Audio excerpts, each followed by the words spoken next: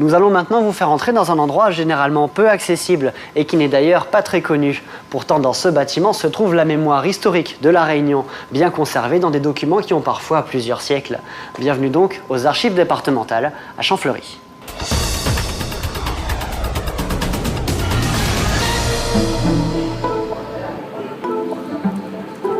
Pour travailler dans l'atelier des archives départementales, il faut être très calme et très patient. Ici, on manipule avec le plus grand soin des documents parfois âgés de plusieurs siècles. Je suis en train de défaire ce volume. C'est un journal qui date de 1897. Et comme c'était des très mauvaises qualités de papier, il est devenu complètement acide. On ne peut plus communiquer au public. Donc là, je vais le défaire et le restaurer entièrement en commençant par la première phase qui s'agit de désacidification de documents. Donc je vais éliminer toute l'acidité qui se trouve dans le papier. C'est feuille par feuille. Il y en a environ 600 à 700 feuilles à peu près. Et ça peut surprendre, mais pour sauver ce document, Norbert va lui faire prendre un bain. Alors là, c'est le borate de soude que je dissous dans l'eau. C'est cette solution en fait qui va servir à désacidifier tout le papier. Ça regarde le vieillissement du papier, plus précisément. Si c'était un document manuscrit, j'aurais d'abord testé l'encre pour savoir si l'encre est soluble ou pas. Mais comme il s'agit de documents imprimés, il n'y a aucun souci. L'eau, même si on ne met pas de boîte de soude, l'eau va redonner au papier de toute façon une nouvelle charge alcaline. Ça va l'enrichir un peu et ça va faire consolider un peu les fibres du papier si vous voulez. Et ça peut faire que du bien au papier. Une petite journée pour sécher et la restauration pourra commencer. Gilberte en est justement à cette délicate étape. J'ai eu un registre d'état civil de la commune de Saint-Benoît de 1843 et à naissance, mariage, décès. Le document était très abîmé, il y a eu la moisissure.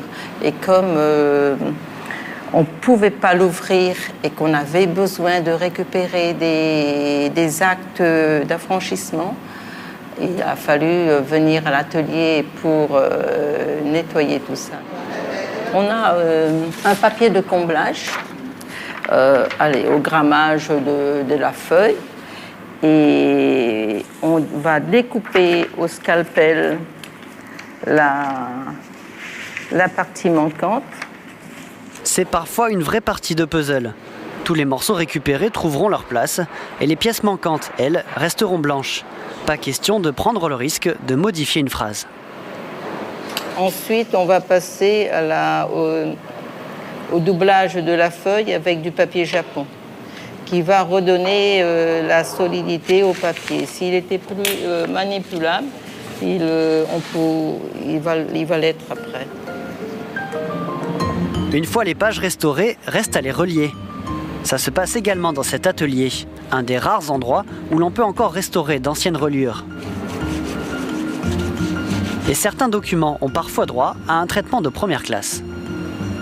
On a donc cet ouvrage qui est un poème barbare de Lecomte de Lille. Ici, on a l'étui bordé de cuir. Et on a le livre véritablement recouvert entièrement de cuir. Particularité, donc, complètement recouvert de cuir.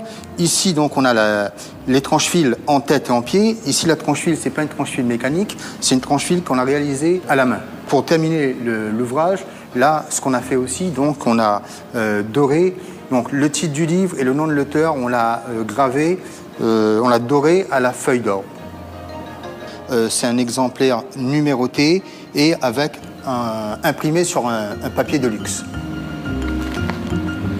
Ces documents vont ensuite rejoindre les 173 000 autres archives, dans cette tour, le cœur du bâtiment. 6 étages de 4 pièces, comme celle-ci. C'est le magasin. L'accès, les rayonnages et l'atmosphère y sont contrôlés spécialement pour assurer une bonne conservation. 13 km de documents en tout. Nous avons ici les documents produits par les bureaux de la Compagnie des Indes installés à l'île Bourbon et toutes les administrations qui ont succédé à l'administration de la Compagnie des Indes jusqu'à aujourd'hui, le préfet, les services de l'État, les collectivités, les organismes consulaires et les études notariales. C'est ce qu'on appelle les archives publiques. Puis nous avons aussi des archives privées, puisque l'histoire n'est pas écrite que par l'administration. Il est important d'avoir d'autres points de vue, donc ça peut être des points de vue de particuliers, de célébrités, de gens plus modestes, d'écrivains, pour lesquels il n'y a pas d'obligation légale de conservation, à la différence des archives publiques, mais un intérêt pour l'histoire de préserver ce qui paraît le plus intéressant, le plus pertinent, ce qui compte vraiment pour l'histoire de la Réunion. Certains documents datent même d'avant le peuplement. Alors voilà le document le plus ancien que nous conservons.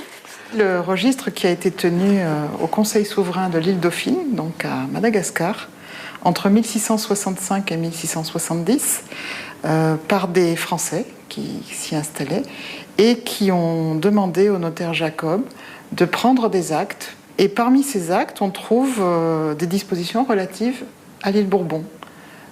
On trouve un contrat de mariage au nom d'un certain François Mussard. Et puis, on trouve des dispositions prises par un certain Étienne Regnault, qui est repéré dans ce registre comme étant écrivain, et non pas encore gouverneur de la Réunion, et qui décide de mettre en exploitation des terres du côté d'un endroit qu'on appelle Sainte-Suzanne, à l'île Bourbon. Donc avec la signature du notaire. L'histoire foncière, un domaine qui compte parmi les ouvrages les plus consultés. Magali est responsable des documents siglés W, le code pour archives contemporaines, précisément tout ce qui est daté de 1947 à nos jours. Elle reçoit 300 mètres linéaires de nouveaux documents chaque année. Alors on a les dossiers de personnel de la Poste. C'est un arriéré, ce sont des vieux dossiers des années 60-70. Il y a quelques jours, elle a reçu un gros versement. Le cadastre du nord et du sud de l'île d'avant 1970. L'histoire foncière est quand même un peu important. À La Réunion, c'est quand même quelque chose qui est très très consulté ici aux archives. Donc ce versement est plus qu'important parce que c'est la première fois qu'on prend les cadastres et ils sont très très consultés en salle. Dans la salle de lecture, des notaires, des avocats, des étudiants et des passionnés. Ouvertes gratuitement à tout le monde, les archives constituent des ressources documentaires et parfois même des preuves. Les documents les plus consultés, c'est tous les documents d'état civil pour que les gens puissent faire leur généalogie. Ensuite, c'est tous les documents qui ont trait à la propriété foncière. Donc tous les documents d'enregistrement aux hypothèques, les plans cadastraux et les actes notariés. La presse est également très consultée puisqu'on conserve ici tous les journaux qui sont parus un jour sur l'île de la Réunion. Alain est l'un des habitués. Il vient tous les jours pour son association de généalogie. Et ça, ma passion, bien sûr. Bien sûr. Autrement, je suis là tous les jours. 8h le matin, 4h le soir. Passion totale. Donc ça rapporte à rien du tout. On n'a pas que le plaisir de numériser en quantité de personnes.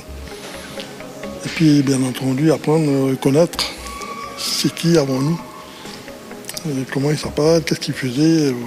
Bref, il y a plein de choses à apprendre. Les archives ne sont pas que de papier. Numérique, audiovisuel, photo, l'institution reçoit d'autres supports, comme l'illustre cette exposition des photographies de Jean Kolb. Les formats évoluent et les archives départementales vont s'adapter au fur et à mesure.